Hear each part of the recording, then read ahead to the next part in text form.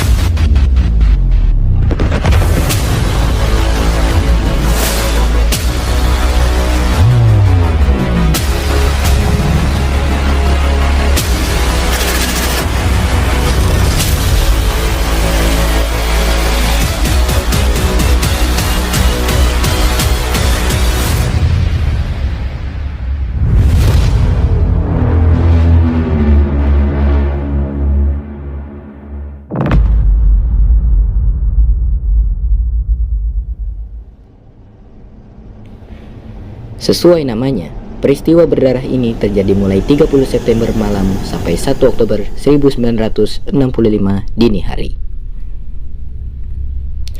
Dikutip dari Kompas.com, G30S dipicu tuduhan keberadaan Dewan Jenderal di tubuh Angkatan Darat yang akan melakukan kudeta terhadap Presiden Soekarno.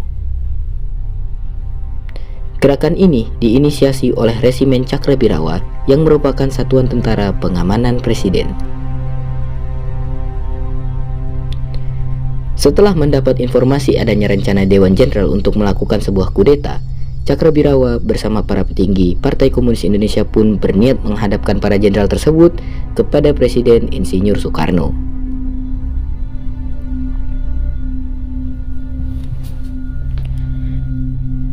Peristiwa G30S dipimpin oleh Komandan Batalion 1 Resimen Cakrabirawa, yaitu Letkol Untung Samsori. Semula, operasi pencegahan kudeta ini bernama Operasi Takari. Namun, agar tidak berbau militer sama sekali, namanya pun diubah menjadi Gerakan 30 September. Rencana awal G30S seharusnya bergerak pada 30 September 1965. Kendati begitu, menurut Untung, Ketua Sentral Komite PKI atau Partai Komunis Indonesia DNAIDIT memerintah agar pelaksanaan ditunda sampai pasukan siap dan lengkap. Masih dilansir dari Kompas.com, nama-nama tokoh yang semula menjadi sasaran G30S antara lain adalah: pertama, Jenderal TNI A.H. Nasution; kedua, Letnan Jenderal Anomerta Ahmad Yani; ketiga, Mayor Jenderal Raden Suprapto; keempat, Mayor Jenderal Mas Tirto Darmo Haryono; kelima, Mayor Jenderal Siswondo Parman; keenam, Brigadir Jenderal Donald Ishak Panjaitan; 7, Brigadir Jenderal Sutoyo Siswodi Harjo; 8, Wakil Presiden Muhammad Hatta; 9, Wakil Perdana Menteri 3 Khairul Saleh; 10, Jenderal Sukendro. Namun, menjelang pelaksanaan, DNAIDIT mencoret 3 nama terakhir. Kemudian, Untung pun membagi eksekutor ke dalam 3 satu tugas atau yang biasa disebut dengan Satgas. Pertama, Satgas Pasopati dengan pimpinan Letnan 1 Abdul Arif dari Resimen Cakrabirawa.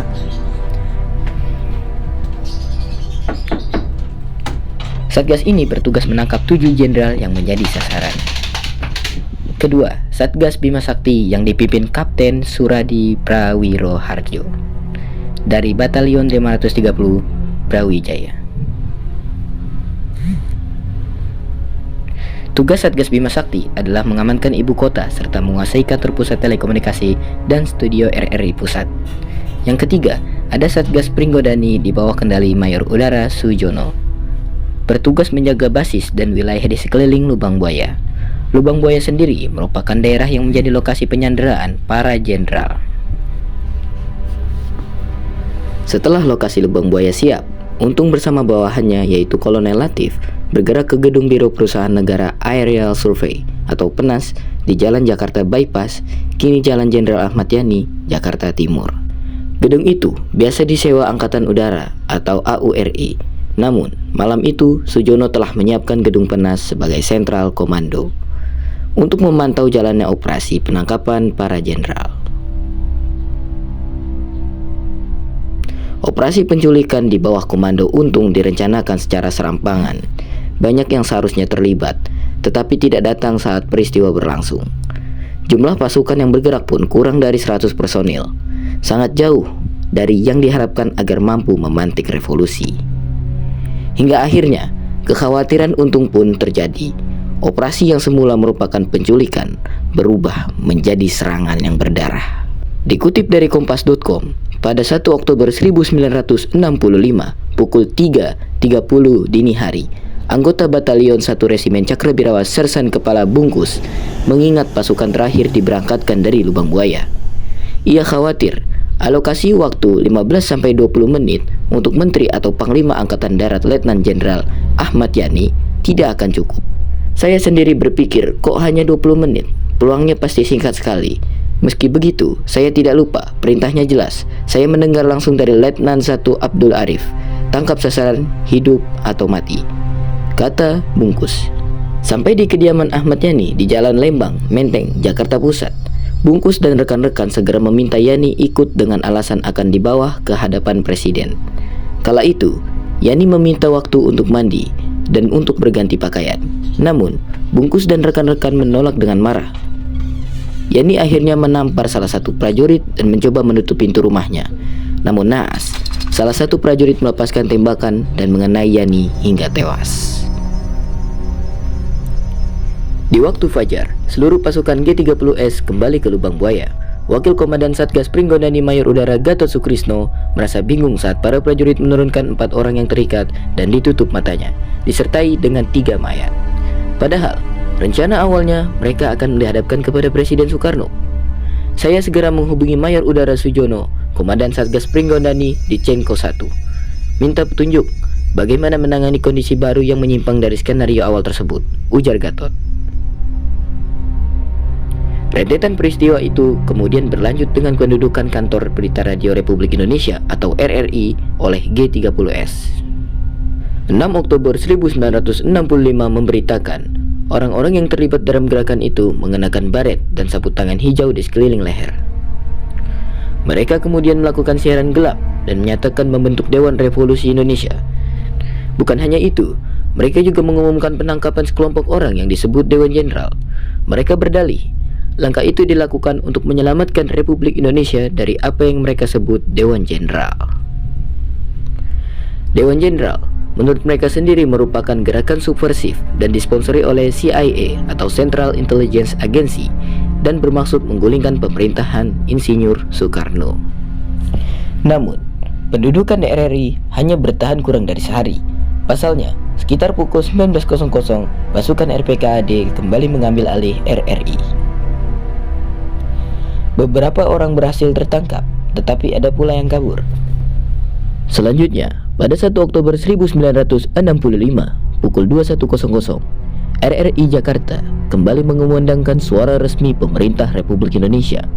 Mulai malam itu, ibu kota Jakarta sepenuhnya berada di tangan ABRI atau Angkatan Bersenjata Republik Indonesia, dan kelompok G30S pun berubah menjadi buronan. Dari peristiwa yang telah terjadi di masa lalu, kami tahu betul bahwa kontroversi dan propaganda hanya akan melahirkan kebingungan dan mengakibatkan adanya pergerakan semaunya sendiri tanpa mempertimbangkan orang lain.